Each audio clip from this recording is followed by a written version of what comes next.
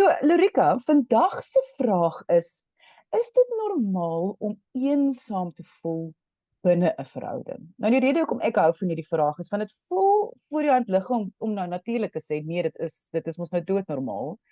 Maar ek Hmm. dink baie mense voel skuldig wanneer hulle enigsins eensaam voel binne in 'n verhouding.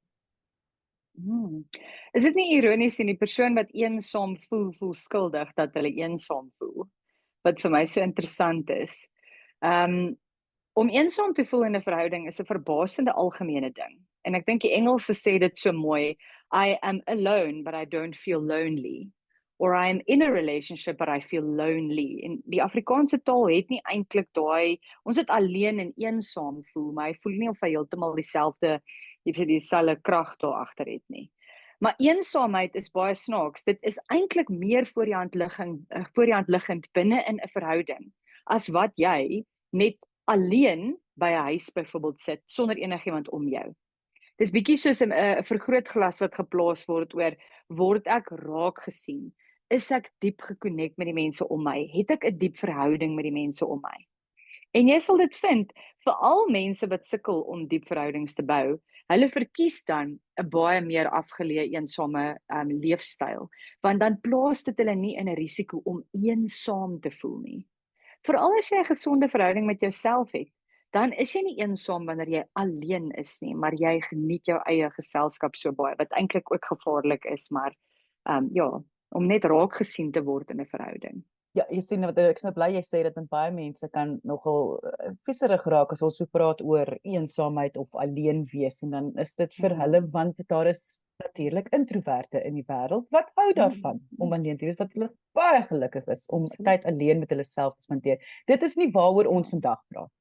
Ons praat nou oor Maar selfs ekstroverte, en ek dink ons kan dit ja, noem, ja, omdat introversie en ekstroversie gaan oor die energie wat jy van jou omgewing afneem.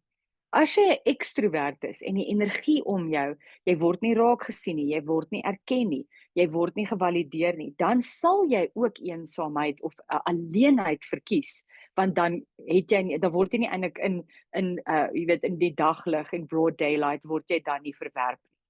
So ek dink is goed dat ons dit uitlig dat introversie en ekstroversie ook hier 'n rol speel en ambiversie is mos dan die nuwe ene waar jy onder sekere omstandighede so voel. En dit is juis hier ter sprake, ja. ja, want dit is so wat jy sê dit is soos 'n spieelbeeld. Dit help om mense om jou te hê om ook te sien hoe jy is of hoe jy die wêreld om jou ervaar. Dit is wat ons sê. Nou goed, nou hier is jy nou 'n verhouding. Kom ons maak dit nou maar binne in 'n liefdesverhouding want ek dink meeste mense gaan dit so sien. En hier voel jy geweldig eensaam. Jy voel soos jy nou gesê het, jy voel jy word nie raak gesien of enigstens ja, jy word net nie raak gesien nie. Hoe doen 'n mens omtrent dit? Sê mens skel mens nou maar die ander persoon uit en sê sien my raak of hoe hanteer 'n mens so 'n situasie? Kyk, ek dink jy moet assesseer of selfs kom ons sê jy word nie raak gesien in jou omgewing nie. Het die omgewing die emosionele intelligensie om so 'n gesprek byvoorbeeld te kan hanteer? So dit help nie jy gaan nou na iemand toe en sê hoor jy ek voel nie gevalideer deur jou of ek voel nie raak gesien deur jou as dit net meer en meer konflik gaan veroorsaak nie. So hier is waar jy jou emosionele intelligensie self moet toepas en vra, jy weet, gaan my omgewing die persoon wat my so laat voel dit raak sien of dit kan hanteer as ek dit opbring. Die ander ding is om jouself af te vra waar dink jy kom dit vandaan? En hierdie is verskriklik interessant. 'n Baie diep konsep wat ek baie keer met my kliënte bespreek is wat ons noem projektiewe identifikasie. Voel jy alleen of voel die ander persoon alleen en jy identifiseer net te veel daarmee? So hier's waar dinge baie interessant raak. Want valideer jy hulle? Sien jy hulle raak? Besef jy dat hulle ook behoeftes het in jou omgewing of is jy dalk net so ingestel op jou eie behoeftes? En dis hier waar dinge baie triekie raak en hoekom verhoudings so komplekse maar pragtige en diep betekenisvolle ding kan wees, nê? Intimiteit beteken dat jy tog selfbewustheid moet hê. En baie keer, veral in ons samelewing, ons hou daarvan om die slagoffers te wees. Ons hou daarvan om te voel, ag, jammer, arme ek en kry my jammer. Maar dalk is jy besig om 'n ander persoon in die verhouding ook so te laat voel. So dit moet jy eers elimineer. Jy kan nie na iemand toe gaan en sê jy valideer my nie, maar in realiteit valideer jy hulle ook nie. So dit moet ons bewustheid hê. En dan moet ons ook onsself afvra waar indien jy wel nie gevalideer word of raak gesien word nie, waar kom dit vandaan? Was jy as kind dalk ook nie raak gesien nie en nou bewerkstellig jy dit op 'n manier amper as 'n selfsabotasie in al jou verhoudings? En dit moet jy kan identifiseer. Dit sal help om met iemand te praat as jy sukkel met dit, want weer eens hierdie goed wat ek hier noem is baie diep onderbewuste, maar baie relevante goed wat in verhoudings gebeur. Is jy eintlik bang vir verwerping? So jy sit jouself nie eintlik daar buite nie. Jy weet, as kind het my ma altyd gesê jy moet heel eerste jou eie beste maatjie wees. En eers na jy jou eie beste maatjie kan wees, kan jy iemand anders se beste maatjie wees. En ek meen dis eintlik 'n interessante konsep, want op sekere ouderdomme is dit onmoontlik vir 'n kind om dit te kan wees.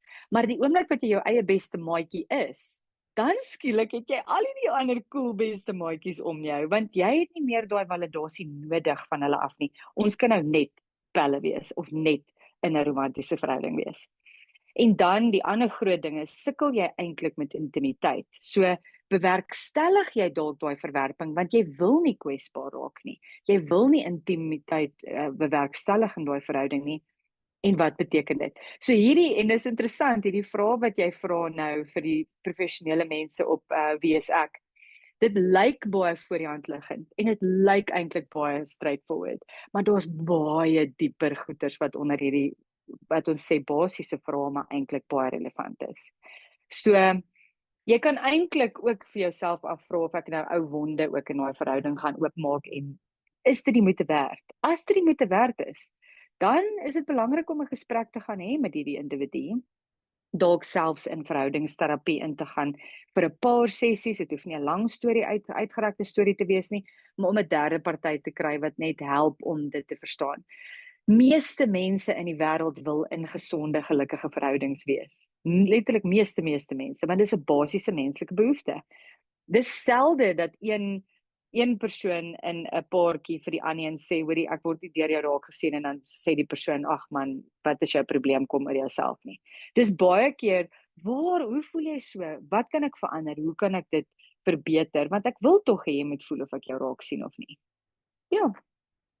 Wat ek baie van hou is hoe jy nou 'n paar keer op dit aangeraak het is, en ek dink omdat ons almal menslik is ons geneig, en dit sien jy seker baie in jou praktyk ook, dat mens blameer baie maklik as iets nie reg gaan, veral in 'n verhoudingskonteks.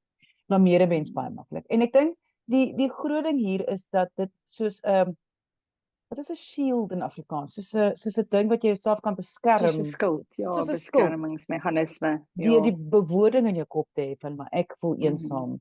Ek voel nie raak gesien nie. Dit kan so half soos 'n skild of 'n ding raak wat jy jouself agter kan wegsteek. Dis hoekom ek nou so hou daarvan dat jy dit nou 'n paar keer verwys na, dat jy kan gebruik as eintlik 'n blameringsmeganisme, dat ek Absoluut. voel so want jy is so. En Ja. ek dink dis nogal iets wat ons nie baie aan dink nie. Juis omdat ons eintlik Ja. maar almal selfsugtige wesens is in ons hartjies. En jy weet, 'n kontroversiële opinie is dat tegnies kan niemand jou maak iets voel nie. En ons samelewing, ons hele TikTok, nuwe moderne samelewing wil nie dit hoor nie. Hulle wil hoor dat iemand is aanspreeklik vir hoekom ek nou hartseer of kwaad of omgekrap voel. Maar ultimately, laat jy toe dat iemand jou so omkrap, en indien dit jou omkrap, het dit alles met jou eie binneste te doen. Jy weet, En die keuses wat jy maak. Ja, en die keuses wat jy daarna maak. Absoluut. Mm. Absoluut, en of jy grense in plek stel of nie. Dis eintlik baie maklik. As iemand jou seer gemaak het of kwaad gemaak het, indien jy grense in plek kan stel, dan bewerkstellig dit weer daai balans in die verhouding. Maar as jy sukkel met grense, dan gaan jy alles persoonlik opneem en alles gaan jou omkrap en alles gaan jou ontstel en dit gaan moeilik wees. Jy weet, in die psigoanalitiese teorie praat ons baie van refinding the object. En wat Freud en Melanie Klein en al daai teoriste daarmee bedoel het, is jy moet jouself vind deur jou primêre versorger. So jy is nie jou primêre versorger, byvoorbeeld jou ma of jou ouma, wie ook al hoofsaaklik verantwoordelikheid geneem het vir jou opbrengs nie. Maar jy moet jouself deur hulle vind. Maar meeste mense hak vas net by daai primêre objek. So ons vind onsself nie daarin nie, ons vind net die primêre objek. En dis hoekom jy baie keer hoor, mense mok mos vir Freud en gesê maar jou ma is die probleem. Die probleem is dat jy nog nooit oor jou ma gekom het en jouself gevind het nie. En vreeslike interessante manier om daarna te kyk. Maar dit is 'n groot ding wat hier 'n rol speel. As jy jouself nog nie gevind het nie, dan gaan jy in verhoudings konstant eensaam voel. En dit gaan nie net een persoon wees nie. Dit gaan telke mense wees wat jy so mee voel. Ja, dit gaan jou vriendskappe, dit gaan jou kollegas, dit gaan jou liefdesverhoudings, dit gaan oor en oor en oor homself daarin uitspeel. Jy gaan dit oor en oor sien die patroon. So jy sê, goed, 100%. want dit is diep waarvan ons praat, is 'n komplekse ding. Is dit net sielkundiges wat kan help? Of kan 'n mens op 'n manier aan jouself werk om te kyk, want dit voel vir my, dit gaan lang prosesie wees om dit aan te werk. Jy weet, hier's nou, ek het baie kontroversiële opinies vandag hier op hierdie vraag.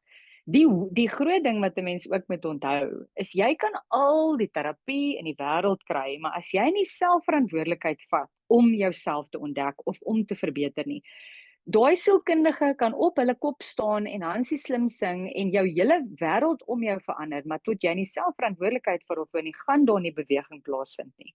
So of jy 'n sielkundige gaan sien en of jy 'n coach gaan sien en of jy 'n program gaan doen of 'n kursus gaan bywoon, groei gaan plaasvind, maar jy moet weet, jy gaan swaar kry voor groei plaasvind. So jy moet eintlik net jou wat noem hulle dit, jou gif kies, as dit sin maak. Jy moet gaan kies, gaan ek die taube pad stap van formele terapie? Gaan ek dalk eers 'n kursus of 2 doen oor om myself beter te ontdek of myself beter te vind? Gaan ek, 'n beraader gaan sien in my omgewing? En jy sal weet wat reg voel vir jou. Ook interessant, deur om te kies wat jy gaan doen, vind jy jouself ook. So dit is nooit te vergeefs nie. Mense, as julle 'n vraag het, kan jy e-pos stuur na lise@wieisek.co.za. Ek sê baie dankie aan Lorika Fik. Sy's 'n voorligtingsielkundige in Johannesburg. Sy werk ook aanlyn. Alle besonderhede is beskikbaar hier by hierdie gesprek. So gaan kyk gerus daar. Deel die gesprek. Mense weet nooit wie het nodig om dit te hoor nie, maar aan die einde van die dag die heel belangrikste, kyk mooi na jouself.